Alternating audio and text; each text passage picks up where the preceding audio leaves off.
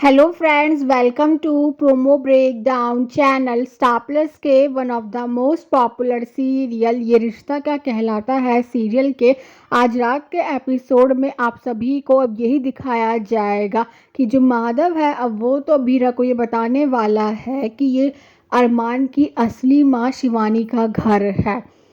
और अब अरमान के घर में तो सावन का त्यौहार बनाया जा रहा होगा।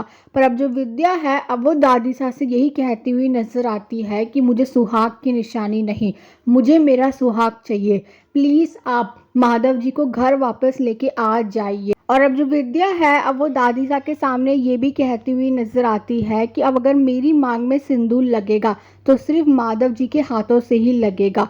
और अब जो दादी सा है अब वो तो घर वालों के सामने यही कहती हुई नजर आती है कि पूरा परिवार अभीरा की वजह से बिखर चुका है। और अब जो अरमान है अब वो दादी सा पर बहुत गुस्सा करने वाला और यही कहता हुआ नजर आता है कि अब जानबूझकर पापा को घर वापस नहीं लेकर आ रही हैं, अब मैं खुद जाकर पापा को घर वापस लेकर आऊँगा। और अब जो अरमान है अब वो पहुंच गया है माधव के घर में। और अब जो अरमान है अब वो अपने पापा से यही कहता हुआ नजर आता है कि पापा प्लीज़ माँ के लिए घर वापस चलिए। पर अब जो माधव है अब वो तो यही कहने वाला है कि वो अबीरा को अकेले नहीं छोड़ सकता है और वो घर वापस नहीं आने वाला है।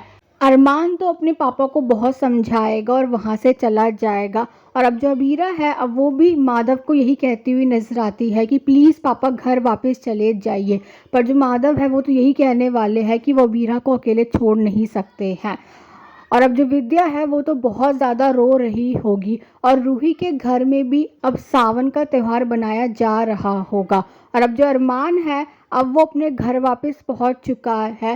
और अब जैसी विद्या ये देखेगी कि अरमान के साथ माधव जी नहीं आए हैं तो जो विद्या है वो बहुत ज़्यादा उदास हो जाएगी। और अब ये देखना तो इंटरेस्टिंग होगा कि आगे जाकर सीरियल में और कौन कौन से ट्विस्ट आने वाले हैं। Thanks for watching.